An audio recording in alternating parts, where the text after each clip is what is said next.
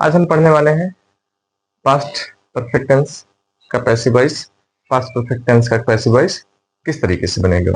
देखिए, past perfect के active voice में हेल्पिंग वर्ब जो होता है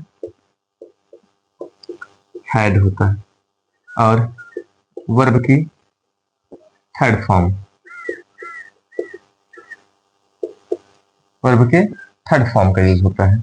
लेकिन जब भी पैसिव, ये तो हो जाएगा एक्टिव में। वही जब हम पैसिव में बनाएंगे या पैसिव में बनाएंगे तो हेल्पिंग वर्ब हैड ही रहेगा, बस उसके साथ बी की फॉर्म्स बीन जुड़ जाएगी। और पैसिव वॉइस में टेंस कोई भी हो, यदि हम पैसिव वॉइस बना रहे हैं तो वर्ब की थर्ड फॉर्म का यूज करेंगे, तो वर्ब के थर्ड फॉर्म का। और बाकी वही पिछले नियम, बाई और ऑब्जेक्ट को बना देंगे सब्जेक्ट, और सब्जेक्ट को जो है ऑब्जेक्ट के स्थान पर बाई के साथ रख देते हैं। तो हम सीधे एग्जाम्पल पर चलते हैं। तो कुछ एग्जाम्पल है आपके सामने। ही had taken food before I came. Active voice में हैड लगा है, वर्ब की थर्ड फॉर्म लगी है। कोई काम पहले होते हैं, कोई काम बाद में होते हैं। जैसे ही had taken food before I came, वह खाना खा चुका था। बिफोर आई केम, मेरे आने से पहले, यानी कि मेरे आने से पहले वह खाना खा चुका था। पूरा सेंटेंस ये है। तो देखिए, इसको पैसिव वॉइस बनाते समय हम नॉर्मली इसमें बीन का प्रयोग कर देंगे जैसे।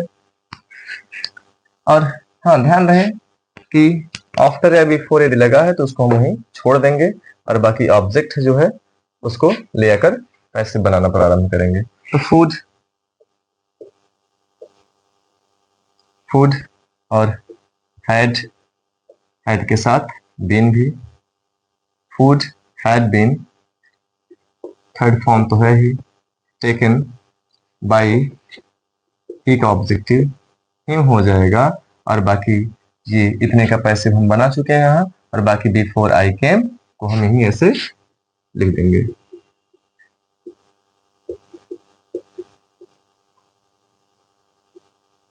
तो food had been taken by him before I came.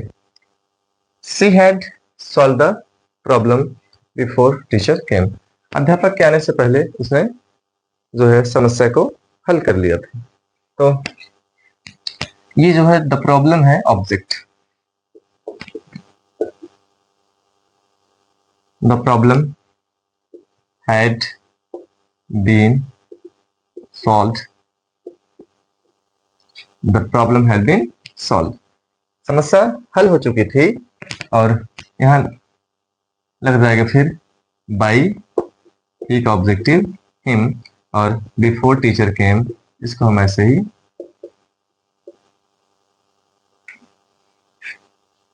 Teacher came, यहां पर हम ऐसे इसको उतार देंगे। She had not wash the clothes before lunch time. तो नॉट लगा है जैसे ये है, ध्यान दीजिए।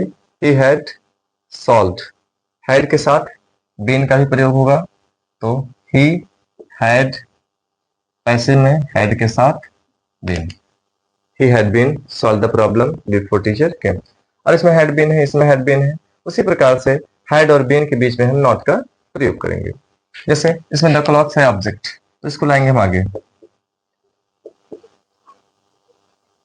The cloth had not been, the cloth had not been washed,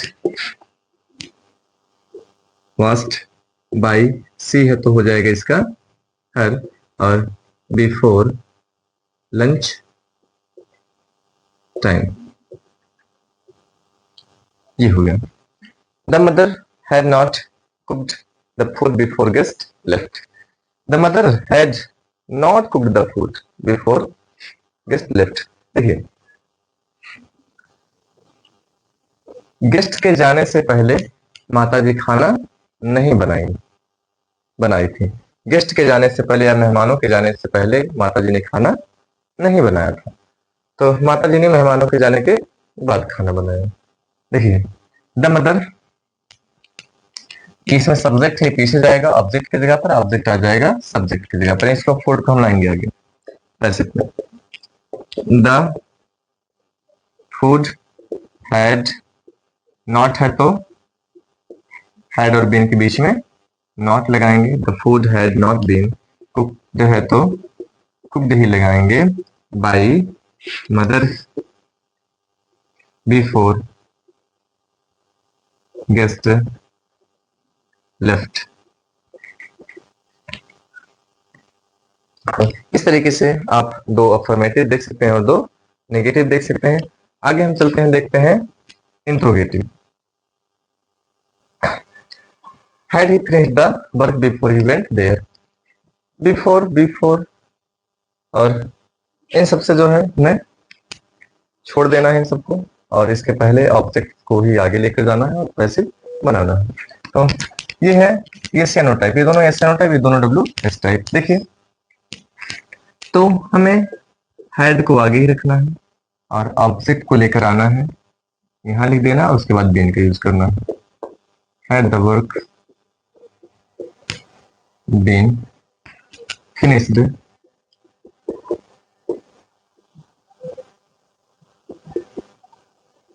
had the work been finished by, he है तो ऑब्जेक्टिव हिम हो जाएगा, और बाकी बिफोर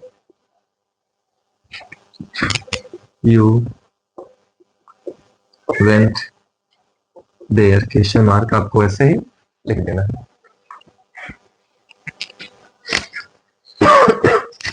देखिए had the boys won the match before you came here, तो the match object है, had को आगे रखेंगे, द मैच को इसके बीच में, और बीन को इसके पश्चात, और वर्ब की third form been won, won ही, ठीक। Had the match been won by the boys, और before you came here, before you came question mark, before you came here. Why had you committed such a mistake? ये W H है, बस who वाला by who में बनेगा, बाकी जितने W H word रहेंगे उनमें हम बस उनको ऐसे ही लिख लेंगे वाई, और यहाँ पर लिखेंगे हैड, और सच अ मिस्टेक यहाँ पर जो है ऑब्जेक्ट है, such a mistake, why had such a mistake, अब यहाँ पर लगाएंगे बीन, और कमिटेड वर्ब की थर्ड फॉर्म है ये, कमिटेड बाई, और यू है तो यू को लिख देंगे सिंपली क्वेश्चन मार्क लगा देंगे, बाई होम। देखिए इसमें जो है हैड का यूज करके आप द सॉन को आगे लेकर नहीं आएंगे। इसमें ऑब्जेक्ट पूरा है the life of the son, ये पूरा, क्योंकि ये देखिए यहां से पूरा प्रभाव पड़ रहा है the life of the son, object ही है, काम का प्रभाव जिसमें पड़ता है वो ऑब्जेक्ट होता है। सिर्फ सॉन पर नहीं पड़ रहा the life of the son, पूरा ऑब्जेक्ट, इसलिए पूरे को जो है हम हेड बीन के बीच में रखेंगे। Had the life of the son, और फिर जो हम बीन का यूज करेंगे और सेव्ड। यदि आप द सॉन को लाकर हेड और बीन के बीच में रख देंगे तो सेंटेंस आपका गलत हो जाएगा। तो आप इसी प्रकार से बनाते रहेंगे, और बाकी आप इंग्लिश एक्सीलेंट कक्षा 10 के बुक से आप एग्जाम्पल को सॉल्व कर सकते हैं। जो एग्जाम्पल आपको समझ में नहीं आ रहा है उसको कमेंट बॉक्स में लिख सकते हैं, और हम उसको सॉल्व करके आपके पास भेज देंगे। धन्यवाद।